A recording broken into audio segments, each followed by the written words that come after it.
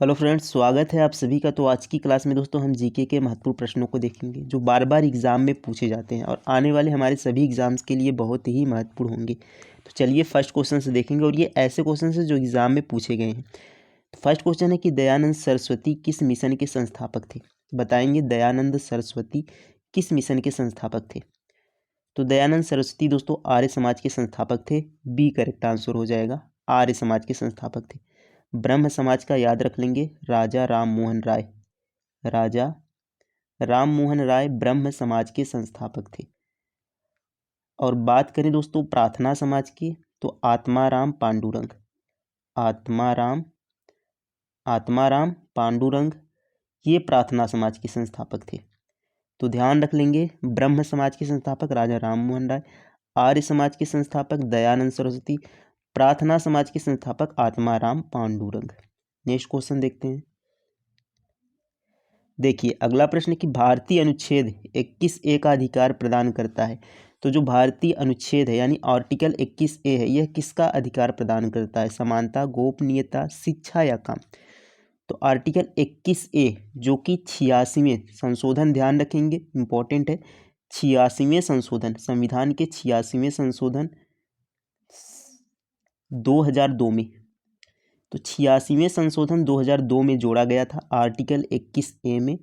यह शिक्षा का अधिकार है। किसका? शिक्षा का अधिकार है, ये आप ध्यान रखेंगे। तो सी करेक्ट आंसर हो जाएगा। और बात करें आर्टिकल 21 की, तो ये है गोपनीयता।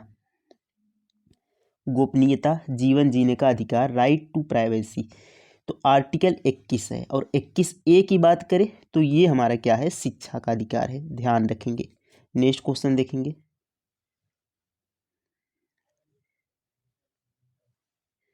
अगला प्रश्न है कि निम्न में कौन सी पीटी उषा की आत्मकथा है। तो पीटी उषा की पुस्तक बताएंगे, कौन सी उनकी आत्मकथा है। तो ऑप्शन बी करेक्ट आंसर हो जाएगा, golden girl. Golden girl PT Usha की आत्मकथा है। प्लेइंग इट माई वे याद रख लेंगे, सचिन तेंदुलकर। सचिन तेंदुलकर सचिन तेंदुलकर की यहाँ पर बुक है प्लेइंग इट माई वे, ध्यान रखेंगे।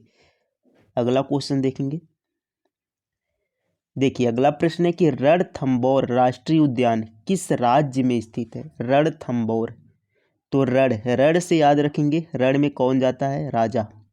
तो राजा से याद रख लेंगे राजस्थान। तो रणथंभौर कहाँ का है, राजस्थान का। डी करेक्ट आंसर हो जाएगा, रणथंभौर राष्ट्रीय उद्यान राजस्थान का है। अगला प्रश्न देख लेंगे। देखिए अगला प्रश्न है कि किस पंचवर्षीय योजना के अंत में देश में 5 आईआईटी स्थापित किए गए। तो कौन सा पंचवर्षीय योजना था जिसके अंत में देश में 5 आईआईटी स्थापित किए गए थे। तो पहली पंचवर्षीय योजना के अंत में देश में 5 आईआईटी स्थापित किए गए थे। ऑप्शन नंबर ए, पहली पंचवर्षीय योजना कब से कब तक थी। तो याद रख लेंगे 1951 से 1956 तक। 1956 तक पहली पंचवर्षीय योजना चली थी। कौन सा मॉडल था, तो Herod Domar model. Herod Domar, याद रखेंगे हैरोड डोमर मॉडल पर आधारित थी पहली पंचवर्षीय योजना। 1951 से 1956 तक थी। उद्देश्य क्या था, कृषि। तो कृषि पर आधारित थी, यह कृषि उद्देश्य था इसका। तो 1951 से 1956 हैरोड डोमर मॉडल कृषि उद्देश्य था।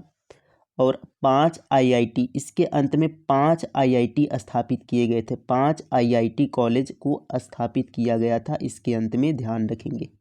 तो इसी तरीके से हम सभी पंचवर्षीय योजनाओं को कंप्लीट कर लेंगे जो कि क्वेश्चन के अनुसार। तो यहाँ पर देखिए नेक्स्ट क्वेश्चन है कि गांधी इरविन समझौते पर किस वर्ष हस्ताक्षर किए गए थे। तो जो गांधी और इरविन समझौता था उस पे किस वर्ष हस्ताक्षर किए गए थे, 11, 21 या 31 में। तो 1931 में यहाँ पर किया गया था। गांधी इरविन समझौता जो हुआ था वह 1931 में हुआ था। तो सी करेक्ट आंसर हो जाएगा।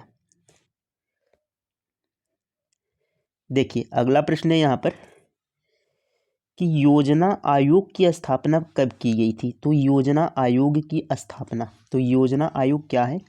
योजना आयोग एक संस्था थी। इसकी स्थापना 1950 में की गई थी। यह एक संस्था थी जिसके द्वारा पंचवर्षीय योजनाओं को तैयार किया गया था।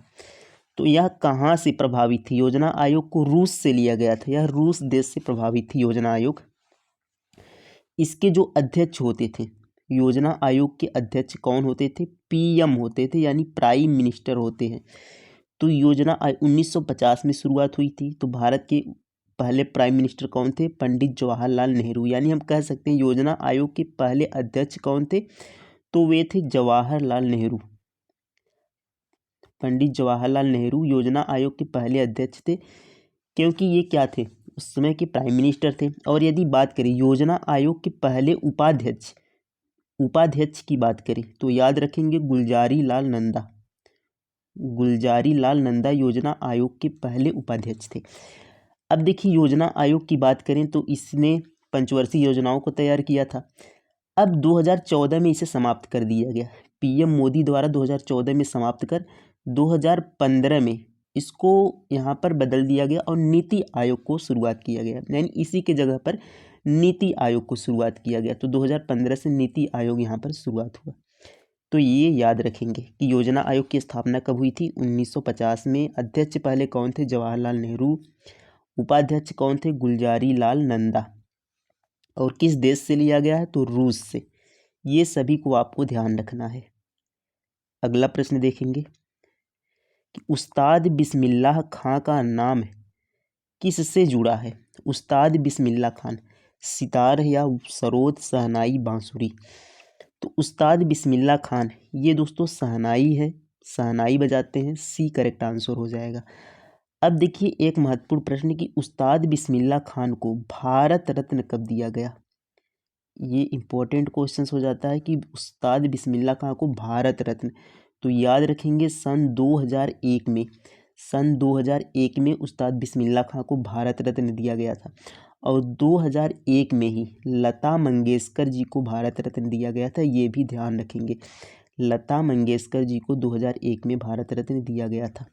और 2001 में ही उस्ताद बिस्मिल्लाह खां को भी भारत रत्न दिया गया था। उस्ताद बिस्मिल्लाह खां शहनाई वादक से संबंधित है। सितार से एक ध्यान रखेंगे महत्वपूर्ण नाम, पंडित रविशंकर। पंडित रविशंकर ध्यान रखेंगे, सितार वादक पंडित रविशंकर। हरि प्रसाद चौरसिया ध्यान रखेंगे, हरि प्रसाद चौरसिया बांसुरी वादक। हरि प्रसाद, ये वो नाम है जो बार बार एग्जाम में पूछे जाते हैं। हरि प्रसाद चौरसिया, ये क्या है? ये बांसुरी वादक है, हरि प्रसाद चौरसिया। तो इन सभी को आपको ध्यान रखना है। अगला प्रश्न देखेंगे। देखिए नेक्स्ट क्वेश्चन है कि रात में तारे क्यों चमकते हैं? तो अभी के टेक्नीशियन के एग्जाम में पूछा गया क्वेश्चन था कि रात में तारे क्यों चमकते हैं? तो ये अपवर्तन के कारण चमकते हैं। किसके कारण? अपवर्तन के कारण। तो ये यहाँ पर राइट आंसर हो जाएगा। अगले प्रश्न पर चलेंगे कि सिकंदर ने पोरस को किस युद्ध में हराया था? तो सिकंदर और पोरस कौन सी नदी पर हुआ था? तो वितस्ता नदी, वितस्ता नदी। और कौन सा युद्ध हुआ था? तो हाइडे स्पीच का युद्ध हुआ था। ऑप्शन नंबर बी, हाइडे स्पीच के युद्ध में सिकंदर ने पोरस को हराया था। अगला प्रश्न देखेंगे, कालिदास किसके दरबारी कवि थे? चंद्रगुप्त मौर्य के, समुद्रगुप्त के, चंद्रगुप्त द्वितीय, हर्षवर्धन। तो कालिदास किसके दरबारी कवि थे? तो ये चंद्रगुप्त द्वितीय के दरबारी कवि थे। कालिदास चंद्रगुप्त द्वितीय के दरबारी कवि थे। नेक्स्ट क्वेश्चन देखेंगे, संगीत का संबंध किस वेद से? आसान क्वेश्चन है बट एग्जाम में पूछा जाता है। तो हम सभी जितने भी क्वेश्चन है बेसिक उन सभी प्रश्नों को करेंगे। उसके बाद जो भी प्रश्न होंगे तो इसी प्रकार हम सेट के द्वारा सभी को यहाँ पर कंप्लीट करेंगे, जो कि हमारे आने वाले सभी एग्जाम के लिए बहुत ही महत्वपूर्ण होंगे। संगीत का संबंध किस वेद से है? तो टोटल 4 वेद हैं, आपको पता है, ऋग्वेद, यजुर्वेद, सामवेद, अथर्ववेद। तो सामवेद से संगीत का यहाँ पर संगीत का संबंध है, क्योंकि सामवेद से ही संगीत की उत्पत्ति मानी जाती है। तो सी करेक्ट आंसर हो जाएगा।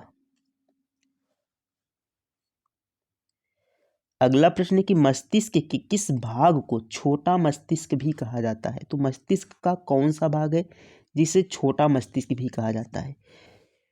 तो ये अनुमस्तिष्क है। Option number A correct answer हो जाएगा, अनुमस्तिष्क। इसको छोटा मस्तिष्क भी कहा जाता है। ये पीछे साइड में पाया जाता है, यानी सर के पीछे साइड में अनुमस्तिष्क होता है। ये हमारे शरीर का संतुलन बनाए रखता है, शरीर का संतुलन बनाए रखता है। अनुमस्तिष्क शरीर का संतुलन बनाए रखता है और चीज़ों को सीखने और याद करने में, चीज़ों को सीखने और याद करने में मदद करता है। तो सीखने और याद करने में कौन सी मस्तिष्क मदद करती है? तो अनुमस्तिष्क। ध्यान रखेंगे, शरीर का संतुलन कौन बनाता है? अनुमस्तिष्क। छोटा मस्तिष्क किसे कहते हैं? अनुमस्तिष्क को।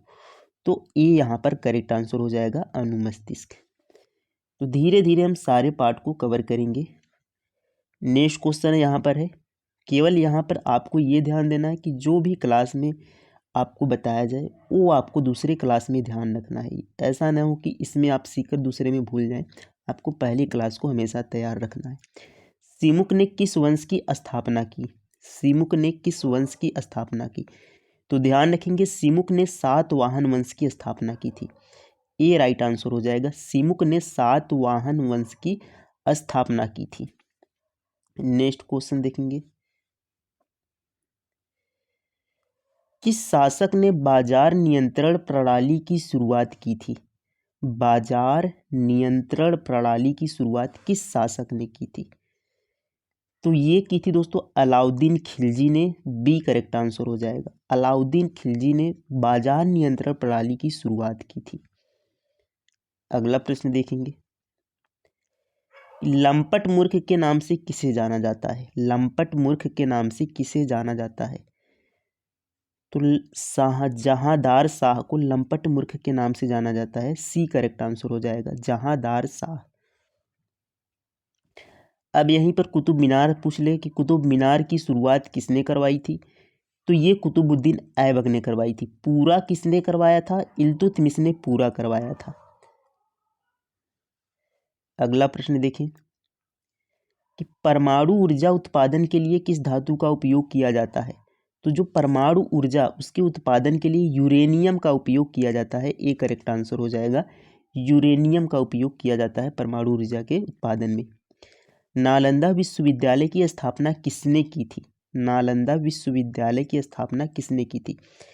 तो Kumaragupta. Option number C, Kumaragupta द्वारा नालंदा विश्वविद्यालय की स्थापना की गई थी। अगला प्रश्न है कि जगन्नाथ मंदिर किस राज्य में स्थित है? बताइए, जगन्नाथ मंदिर किस राज्य में स्थित है? तो जगन्नाथ मंदिर दोस्तों किस राज्य में है? ये आपका उड़ीसा राज्य में स्थित है। जगन्नाथ मंदिर उड़ीसा राज्य में स्थित है। Option number C correct answer हो जाएगा। और उड़ीसा का ही जगन्नाथ रथ यात्रा, जगन्नाथ रथ यात्रा उड़ीसा का ही एक त्यौहार है। ये भी एग्जाम में पूछा जाता है, जगन्नाथ रथ यात्रा। अगला प्रश्न देखेंगे, तो ये हमारा दोस्तों आज का लास्ट क्वेश्चन है कि न्यूटन का पहला गति का नियम है, यानी न्यूटन का जो पहला गति का नियम हुआ किस पर आधारित है? कार्य, ऊर्जा, संवेग, जड़त्व।